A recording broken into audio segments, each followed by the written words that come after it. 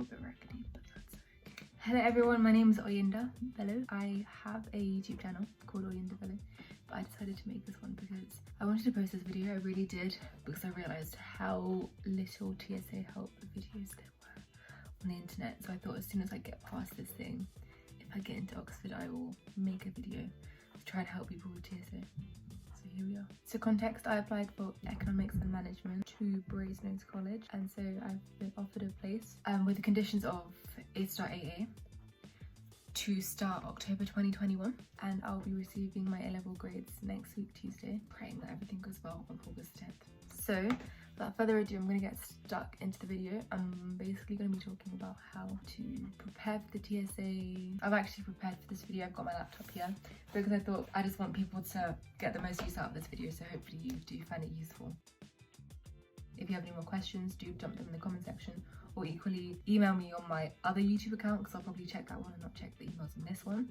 The email is, or just go to the account, it's definitely a little plug, but go to my other YouTube account, oyindasolabello, and go to the about section and find my email address there. Also, I'll probably be making a personal statement and a interview video for E&M. Do comment if you like that so I can be pressurized to actually make it. Finally, before I get into the video, I will be tutoring for TSA and interview prep and personal statement stuff for this summer up till when the end of the process is, which is like roughly December. So if you're interested in getting tutored, I personally did not have a tutor, disclaimer.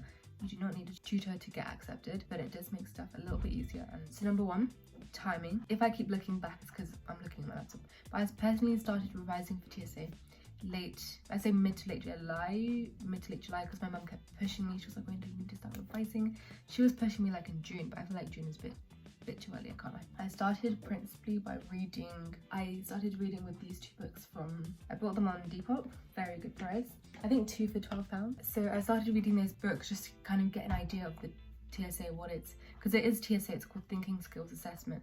So trying to understand what the heck thinking skills are, why they want to assess me on those skills, just trying to deep it basically. I generally recommend that you start by August. A lot of people tell you, oh, I started like the week before the exam, like, you know, I just like picked up the exam paper and I just did it. I didn't even look at it before. But you're not necessarily those people. I definitely am not. And those people are probably rare, you know? Like realistically, like a lot of people say, oh, it's the kind of thing that you just have to turn up and do. Do not be fooled, my friends. Do not be fooled. Practice beforehand makes a difference, and it makes a large difference in my humble opinion. Like they say, it's not the kind of thing you can revise for. Do not be fooled. You can revise for it, and you can prepare for it, and you can get better by practice. So you only get one attempt, like every year. Obviously, like you can reapply and stuff. But the TSA is one day.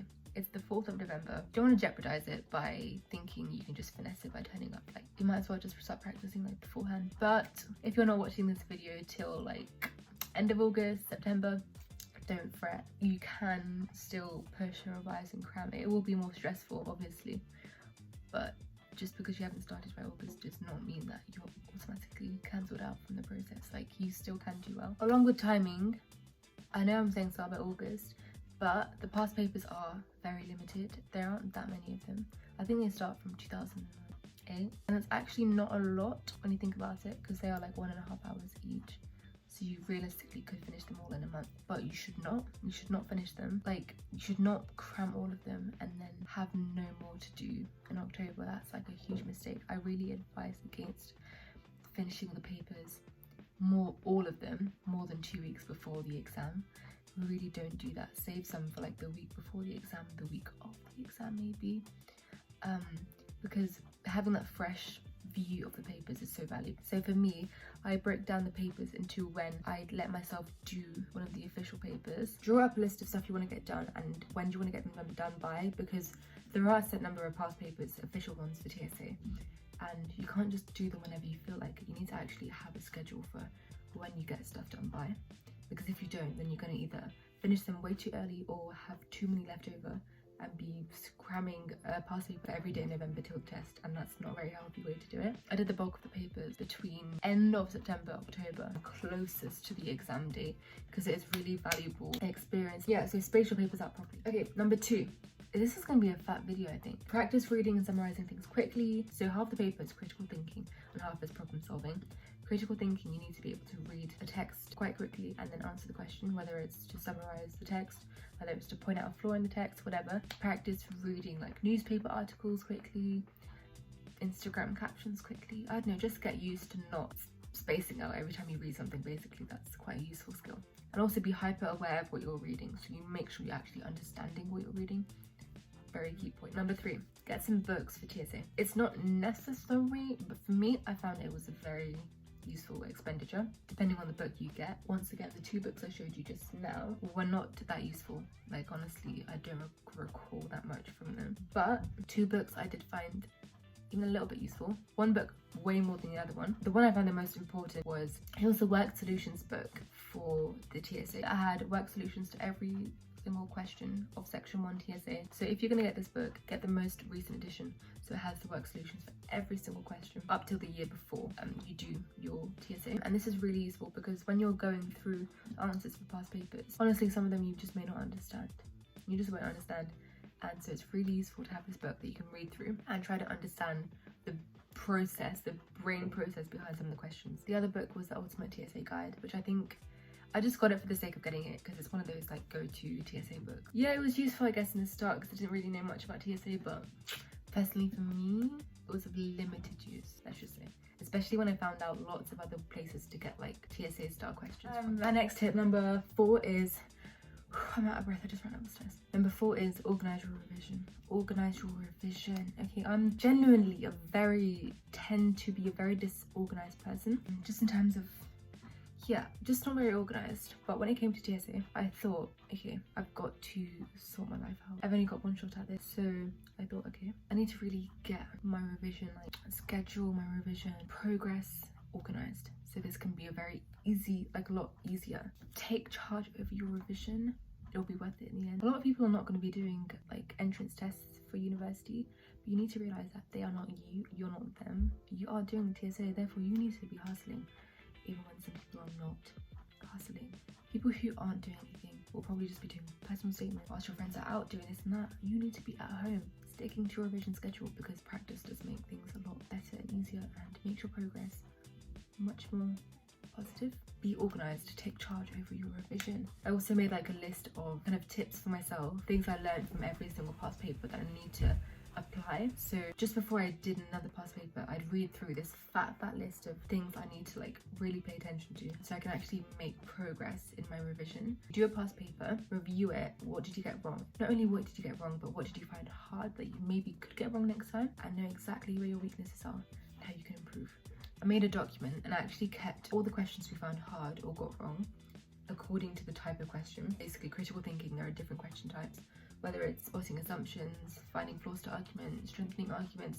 When you do TSA, you'll know what these question types are. There's a set of question types and they just repeat it throughout the whole paper. So yeah, we found which ones we tended to get wrong and we screenshotted the question and pasted it throughout the document. A huge document of everything we found hard or got wrong. I wrote a list of everything I need to review and like make sure I don't do or do next time I do a paper, so I've reread it like before every paper. I also made a Google Sheets document, like an Excel document of every single past paper I did and which questions I got right, which ones I got right but found difficult and could get wrong next time, which questions I just got wrong completely, so I assigned them to which type and found out which type I'm most likely to get wrong next time, which ones I'm most likely to always just keep getting right, so I could focus my revision on where it really mattered, because you need to be smart with TSA. It's about assessing which ones you repeatedly get wrong, why you keep getting these wrong, and understanding the logic behind getting them right.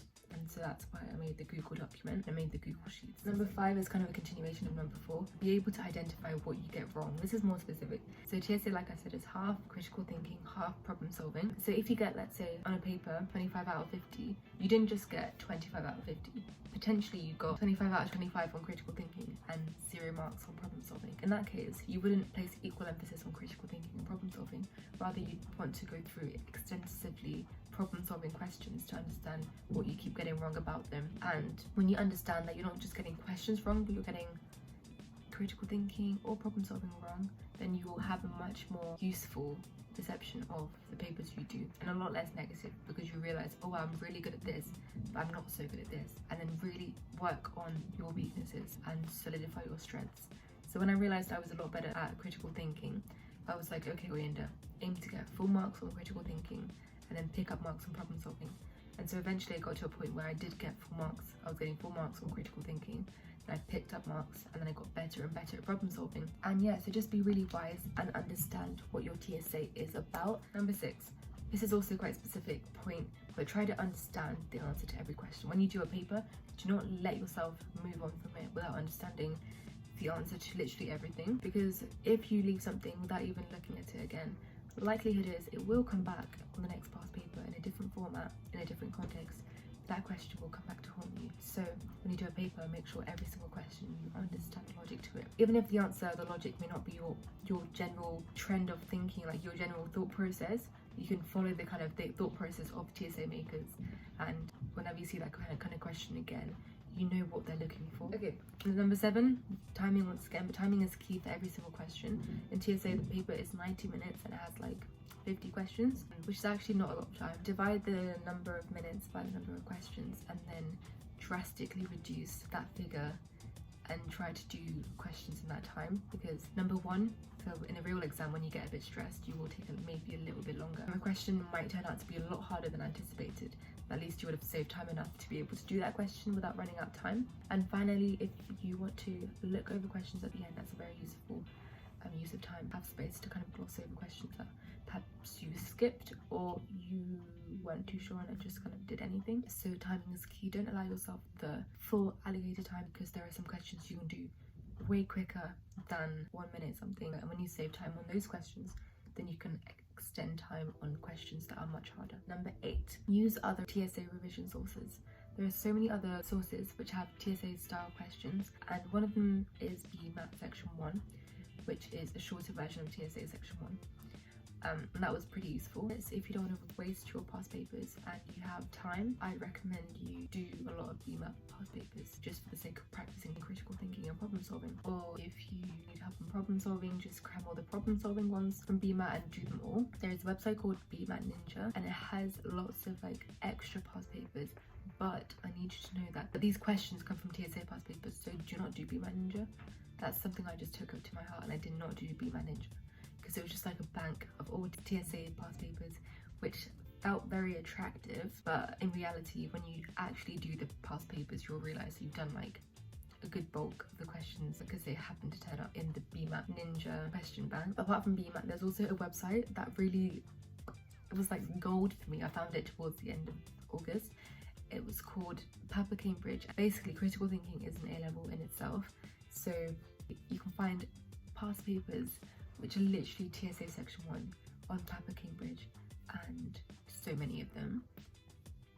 And you can do TSA style questions for days. You can do so many of them, and you don't need to use your TSA past paper sources if you're saving them for a specific date. But once again, I did find this resource more towards the end of August, which I think was a blessing for me, because it's a lot more useful to do a few past papers and then properly review them, redo them and understand them, than to cram in lots and lots of TSA style questions without actually reviewing many, if not any of them. So do not underestimate the importance of reviewing papers you've already done, because recap is where a lot of the learning actually takes place. And number 9, most importantly, do not be stumped by how hard TSA can be. Oh my goodness gracious me. There were times where I would break down, I would be crying, I'd be like, I can't do this anymore. But then I realized I literally don't have time to be crying right now. Then I just pick myself up and get back to the grind. You need to know that there will be like, although I got in, it wasn't like I'm a genius and I just understood it at first go. It really was not the case for me. It took me a while to get progress and to get really, really good marks. But don't be off-put by the initial start or even like your progress really close to the day, because you'll do sometimes really badly and then maybe, not everyone, but for me anyway, really badly, but then average and stay average for a long time, then do really well sometimes, but then go back to average or even go back to really bad. But I feel like a lot of the Oxbridge application process is just a test of your resilience, like how much you can keep pushing through even when everything is so damn difficult. So do not be stumped by how hard it is. People who tell you that TSA is the kind of thing that you either know or you don't know, don't believe them, because it's just not the case, and it really was not the case for me. So yeah, keep going, keep working hard, keep recapping, and keep being smart about your revision and TSA. It'll be over sooner than you know it. Like for me, it's already been like nearly a year since I did the TSA, but during the TSA it felt like it was going on for decades, but it did come to an end, and I'm very glad that I put in the work that I did put in. All the best for your TSA. If you have any questions, leave them down below or email me at my other YouTube account email. Once again, I do tutor for TSA, so if you'd like to be tutored, once again, email me. Oh yeah, before I go, my TSA score was 76.8 overall. My critical thinking was like 80 something, and my problem solving was like 70. It was low 70s, I can't remember the exact number. At the end, I will see you guys in another video. If you have a lot of questions, I'll make a separate video for answering your questions. See you guys, bye. I don't know how to end this video.